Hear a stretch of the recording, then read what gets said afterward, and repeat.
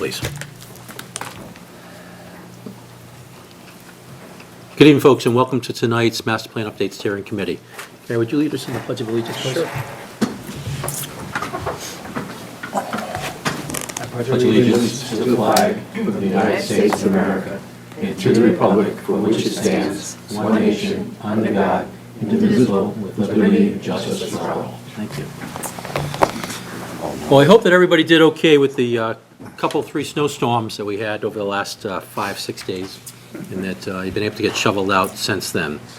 But what we're going to be doing tonight with the master plan is our consultants, RKG, has presented to us, and we've made public through our website, and have advertised as such, the recommendations that they've come up with at a draft stage at this point, that they feel reflects the inputs they've received over the last year plus from the folks in the town of Littleton that they've dealt with through the various public forums, the charrettes, the meetings we've had here, the one-on-one interviews, the group interviews, things like that. And what our intent this evening is we will go through those recommendations with the consultant, and in a moment Judy's going to give us a much more detailed briefing as to how we're actually going to process that. But a broad overarching concept, what I'd like us to think about is, certainly I'm kind of resigned already to about a 4-hour meeting tonight, folks. So, brace and be prepared as we go through this. And if you think about this quite simply, with 12 people, if we had 20 comments each and they're 1 minute long, 240 minutes, that's about 4 hours. So, hope I did the public math accurately. When you have comments. That's it. Everybody's got a quota, right? Make them count, people. So, but what I'd like to do, and Judy, as I said, will explain a little bit more, as we go through this, it'll be page by page, and if we have a comment on a particular recommendation, or even some of the entering arguments that RKG has used to set the stage in a particular chapter of just this small portion of the master plan. Remember, this is a section, not the entire master plan. Is, if we get hung up on something, let's go ahead and table it and press on, because maybe as we go through the rest of the evening, it may enlighten us as to why one or two of us or whatever got hung up on an issue, or if not, it's still at the end of the evening, and we may go like, nah, this requires a little bit more work, and maybe we send RKG back for some more homework, and then we reconvene at another time. Because right now our next scheduled meeting is the 15th of March, that's a month, with RKG having a deliverable to us of the draft plan on 10 March. That's right. So roughly 3 weeks or so from now. So if we did think we needed another meeting after tonight before the 15th, it'd have to happen somewhat pretty soon, so that they have the opportunity to integrate those inputs into the draft that they'd be having for us in roughly 3 weeks. So with that, we're all content to proceed down this path? Judy, take it away, please. Super. I thought it might be helpful to everybody if I just give us a little update on kind of where we are and what this plan is going to look like when you get it, because I think it might help you understand what it is that you have in front of you right now. When you get the draft plan and eventually the final plan, it's going to consist of 3 key parts, like every master plan, like the one that you saw for Westford that you like. So there's sort of 3 key pieces. And one of them is the sort of introduction. That is the chapter you have not seen yet, but that is where you kind of lay out for the community and for all the future public officials who will be steering the implementation of this plan, what is the vision that this plan seeks to attain? What are the goals to get there? What are the key issues and ideas that are in the plan? So some of what you're doing tonight will end up not only in the core chapters in the implementation plan, but also in the beginning of the document. A description of how the public process was done and all the different opportunities that you provided for people in your community to get involved in this process. And then there will be a sort of annotated map. And that map is going to reflect as many of the sort of physical or location-based recommendations as we can come up with, just so people have a sense of where does this plan kind of take you. So it's not necessarily kind of just a land use plan, but may also reflect some other issues that are in the document. So that's the introduction to the plan. And then there are these topic chapters, which you've already seen the structure of. The topic chapters capture what the statutory requirements are for a master plan. There's a land use element, transportation, housing, economic development, natural resources, historic resources, and government and community facilities and open space and recreation. So there are these 7 topics. These are the core chapters. And those chapters will have a specific organization, which is covered in that little text box over on the right. They all have an introduction. What is this element about? What are the sort of key ideas in this element? And then the existing conditions and inventory, which you've seen. Those, of course, that section of these chapters may be updated or adjusted some depending on comments we already got on the document that we gave you in the fall. The issues and opportunities text, which may be edited, but basically what's here. And then the recommendations, which will be kind of a combination of a policy framework and then some actions.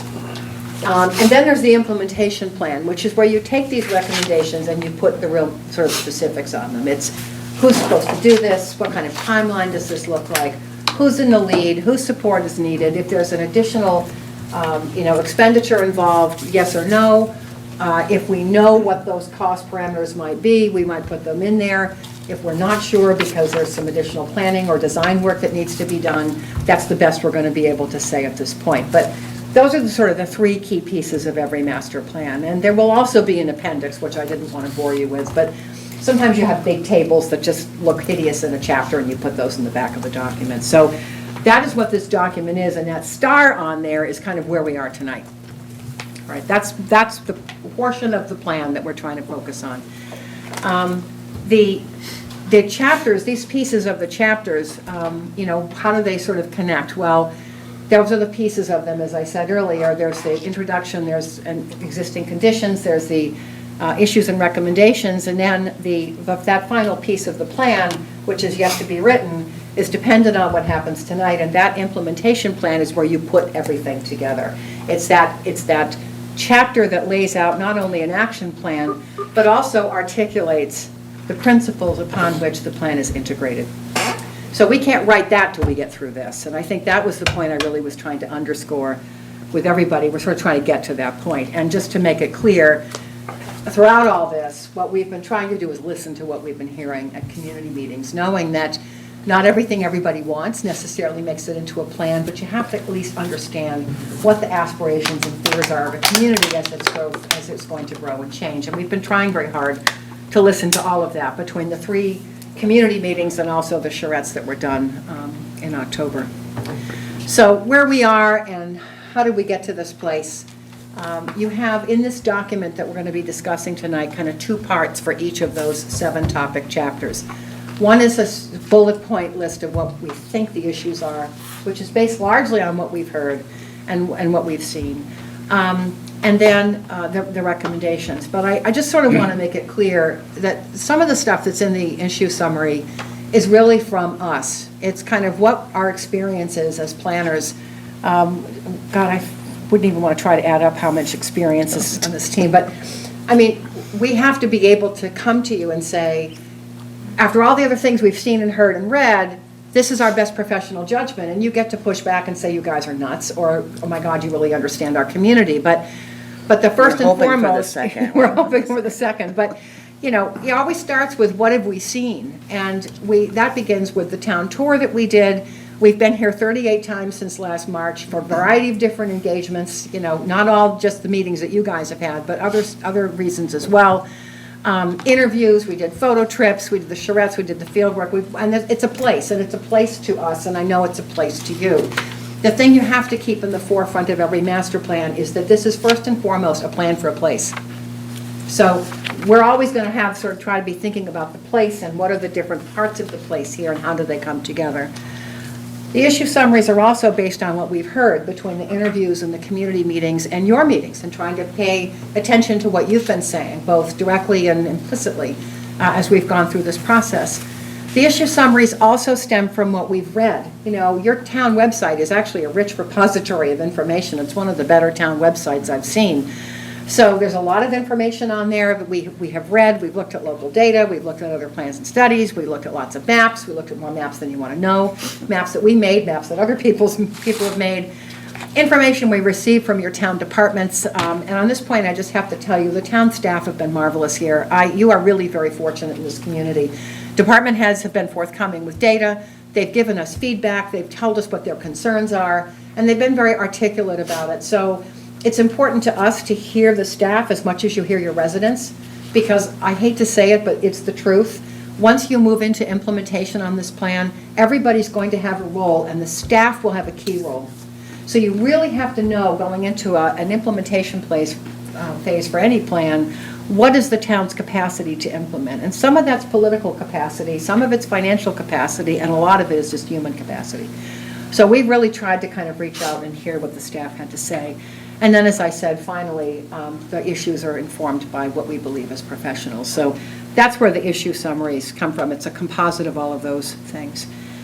The recommendations, where did they come from? Well, first of all, our understanding and assessment of what those issues are, the public input, which, we have to take seriously. You guys offered a lot of opportunities for people in this community to participate in the process, more, I should tell you, than most towns do. So you've really gone above and beyond here. I think, for the sake of the listening audience, we need to say that. So given that you valued public input so highly, naturally we did as well.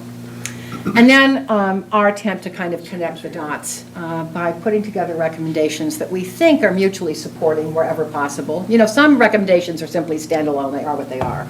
But where it's possible to kind of connect them, we look to do that and avoid recommendations that are contradictory or conflicting. I think there's still some recommendations in here that probably need to be vetted, but that's why we're here tonight. It's to get direction from you. I think the sort of overall kind of sense of this plan and how we see it is, this is not a no-growth master plan, and I think I just need to be really clear about that. It's, number one, it's not what we do, but it also is not what you should be doing, because you are a place, and you are a place that is going to be increasingly attractive to a whole lot of people, and for very understandable reasons. So we need to be able to help you think about, how does this community evolve gracefully? How do you evolve as a place that's not going to be the place it is today, but a place that 10 or 20 years from now has people feeling just as passionately and positively about it as you do today? That, to me, is a successful plan. It's not that the place freezes in time. It's that it's a place that people feel comfortable in and positive about as the generations of successive officials and residents inherit and love this place. We've tried to reconcile all this sort of what we saw and heard and observed and so forth with what we've experienced as planners working in small towns and suburbs. And there were some specific factors we thought about. To your question to me last week, kind of what's the preamble for all of this and how did we come up with these recommendations? Well, there were things we thought about. There were certain kind of criteria, if you will. And these are the ones that I kind of want to drive home. First of all, staying focused on the place, because it is a place plan. That's what this is. Development opportunities that emphasize and support corridors or connectivity. That was something that we tried to take into account. Opportunities for redevelopment and intensification in established areas. That would be kind of an important focus for a plan like in a community like yours. And the backside of that is kind of protecting established single-family neighborhoods for what they are. Generally, the best sort of planning for how do you accommodate growth is don't go disturb neighborhoods that exist. Looking for opportunities for equitable development. Equitable development is about making sure that as your town continues to evolve, that there are opportunities for lots of different people to live here, just as you have lots of different people here today, and to not lose that fabric, that social fabric of having people from lots of different walks of life and age groups and so forth and household types. And then looking also at ways to connect the plan through resilience and sustainability.